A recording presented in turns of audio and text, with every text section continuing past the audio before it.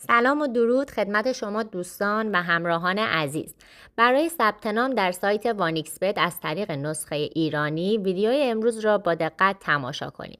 نسخه ایرانی به این دلیل است که در نسخه‌های خارجی کد کشور ایران وجود نداره و به این دلیل برای ثبت نام باید الزاماً نسخه ایرانی روی موبایل نصب شده باشه و احراز هویت از این طریق باشد. بعد از ثبت نام مراحل اول می توان با یوزرنیم و پسوردی که به شما داده می شود در نسخه های خارجی بعد از آن استفاده کرد. و در ادامه فرایند احراز هویت، ابتدا در قسمت اول نام خانوادگی و در صورت داشتن پسوند حتما پسوند هم لحاظ شود. در قسمت دوم فقط نام اصلی درج می شود. در قسمت سوم تاریخ تولد به میلادی و در قسمت چهارم ایمیل خودتون رو وارد می کنید.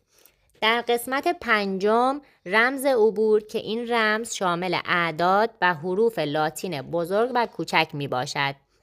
در قسمت ششم رمز عبور مجدد تکرار می شود و در قسمتی که کد هدیه نوشته شده این کد درج شده را وارد کنید و 30% بونوس اضافه دریافت نمایید.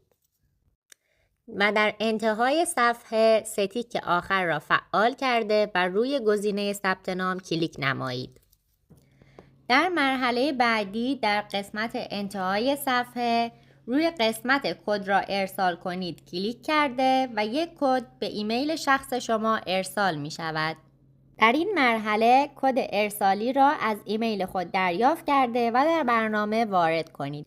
پس از تکمیل ثبت نام، برنامه وانیکسبت به شما یوزرنیم و پسورد مختص ورود به برنامه را به شما ارائه می دهد. در ادامه مراحل ثبت نام، قسمت پایین صفحه سمت چپ روی منو کلیک کرده صفحه جدید برای شما نمایان می شود. در صفحه جدید قسمت بالا روی نام خود کلیک کرده و روی جزئیات مجدد کلیک کنید و مراحل زیر را با دقت انجام دهید.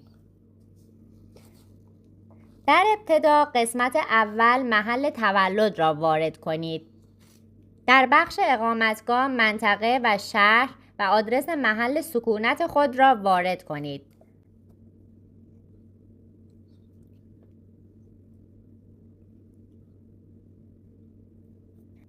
در مرحله بعد نوع مدرک ناسیونال آیدی که همان کد ملی شماست را به دقت وارد کنید.